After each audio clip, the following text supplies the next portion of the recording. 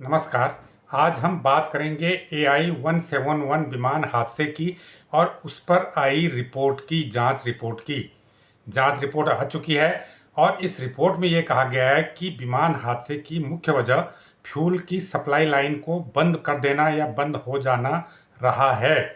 अब वो लाइन कैसे बंद हुई, फ्यूल की सप्लाई कैसे बंद हुई इंजन को, इसको लेके रिपोर्ट में स्पष्ट तौर पर कुछ नहीं कहा गया है। सिर्फ ये कहा गया है कि फ्यूल की सप्लाई बंद हो गई थी, जो स्विच था वो डाउन था, ऑफ था। और जो रिकॉर्डिंग है, ब्लैक बॉक्स की रिकॉर्डिंग है, उसमें एक पायलट दूसरे पायलट से ये कहते हुए सुनाई दे रहा है कि तुमने फ्यूल का स्विच बंद क्यों किया, और दूसरा पायलट ये कहता है कि मैंने बंद नहीं किया। अब सवाल ये उठता है, ये रिपोर्ट कई सवाल पैदा करती है। पहली बात तो ये पैदा करती है कि क्या विमान का फ्यूल स्विच कैसे बंद हुआ।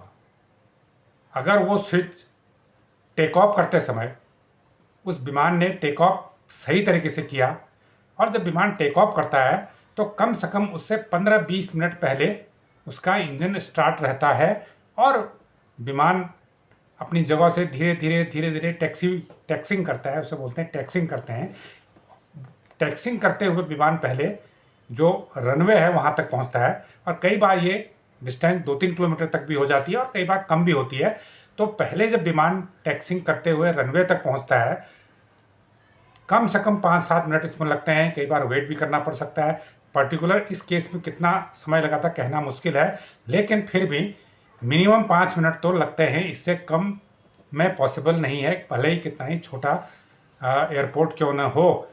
तो पहले प्लेन ने टैक्सीवे किया, टैक्सिंग करते हुए वो रनवे तक पहुंचा, और रनवे पे फिर उसने टेक ऑफ किया, और रनवे कम से कम 1.5-2 किलोमीटर लंबा होता है, और उस रनवे पर वो दौड़ते हुए टेक ऑफ करता है, ज़मीन को छोड़ता है और ऊपर की ओर उड़ता है। तो इस प्रक्रिया में कम से कम 15 से 20 मिनट लग जाते हैं विमान को इंजन स्टार्ट करने के बाद से टेक ऑफ करने में। कम से कम 15 मिनट लगते हैं, और ज़्यादा से ज़्यादा ये मिनट ज़्यादा भी हो सकते हैं। ऐसे में सवाल ये उठता है कि इंजन कब बंद हुआ, बंद किया गया, या बंद हुआ तो कब हुआ। प्लेन ने टेक ऑफ सही किया तो जो DGCA की जांच रिपोर्ट है वो ये रिपोर्ट को अगर सही माने कि उसका फ्यूल स्विच बंद हो गया था, जिससे फ्यूल की सप्लाई इंजन को बंद हो गई, तो जब टेक ऑफ उसने सही किया तो टेक ऑफ करने के बाद, टेक ऑफ कर चुकने के बाद, ज़मीन रनवे छोड़ चुकने के बाद किसी स्टेज पर तुरंत बाद फ्यूल का स्विच ऑफ हुआ या हो गया गलती से या जानबूझ के हुआ, जो भी कहें। अगर स्विच बंद हुआ वो टेक्निकल ख़राबी की वजह से भी हो सकता है, वो पायलट की गलती की वजह से भी हो सकता है, और इसकी संभावना बहुत कम है कि उसको जानबूझ के किसी पायलट ने बंद किया हो, क्योंकि ये बेसिक चीज़ है। ये पायलट, ऐसा कोई पायलट क्यों करेगा। दूसरी बात यह है, जो एक्सपर्ट इस पे कह रहे हैं उनका ये कहना है कि अगर फ्यूल स्विच टेक ऑफ करने के बाद भी अगर बंद हुआ तो 3 से 4 मिनट तक इंजन काम करते रहता है।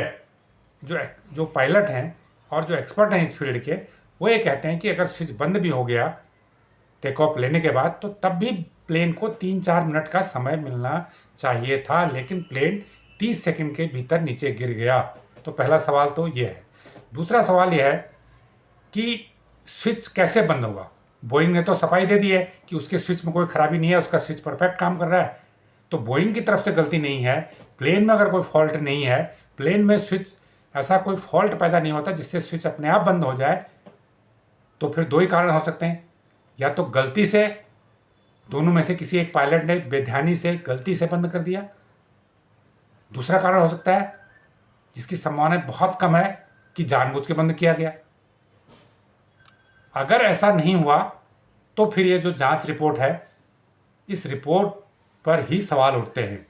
हालांकि ये भी कहा जा रहा है कि इस रिपोर्ट में बोइंग को क्लीन चिट दी जा रही है कंपनी को, क्योंकि अगर बोइंग का दोष इसमें साबित होता है, बोइंग के बारे में कोई कमेंट रिपोर्ट में होता है, तो बोइंग के शेयर बहुत गिर जाएंगे, उसका मार्केट ख़राब हो जाएगा।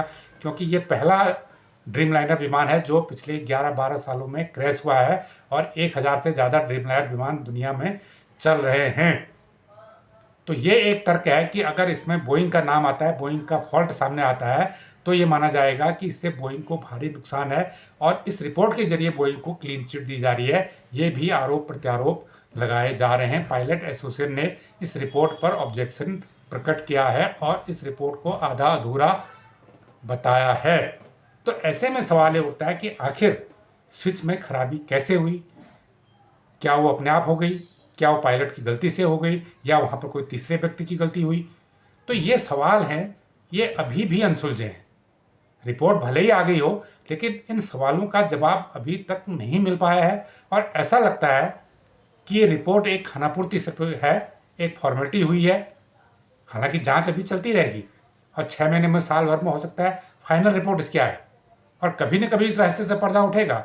लेकिन अभी इस रिपोर्ट को लेके सभी पक्षों को निराशा हुई है। कोई इस रिपोर्ट से संतुष्ट नहीं है। इवन पायलट एसोसिएशन भी संतुष्ट नहीं है। आम लोगों को भी रिपोर्ट हजम नहीं हो रही है। कुछ लोग कह रहे हैं इसे बोइंग को बचाने की कोशिश है। तो ऐसे में जो रहस्य था वो अपनी जगह आज भी विमान दुर्घटना का रहस्य बरकरार है और अब लोगों को इंतजार है कि इसकी फाइनल रिपोर्ट कब आती है। तो ये जानकारी आपको कैसी लगी हमें कमेंट करके जरूर बताएं। जो लोग इस चैनल को पहली बार देख रहे हैं उसको लाइक करें, सब्सक्राइब करें और शेयर भी करें। धन्यवाद।